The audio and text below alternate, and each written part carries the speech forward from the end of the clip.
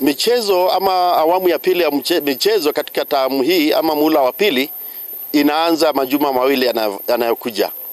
Na ni kwamba tuna changamoto kwa sababu fedha zinazohitajika zilipaswa kuja kupitia kwa awamu ya FSC ya muhula huu ambayo ilifika wiki jana.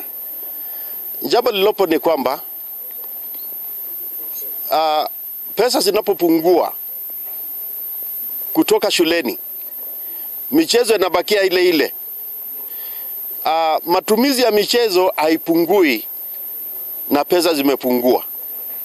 Michezo ni ile ile, wanafunzi wanaocheza kama ni football ni 22.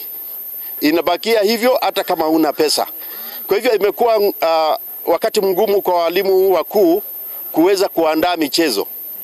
Na kama serikali itaweza kutuma pesa hasa kwa wale officers on the ground iweze kutusaidia, itakuwa ngumu kuweza kukimu mahitaji ya michezo muhula huu wa pili.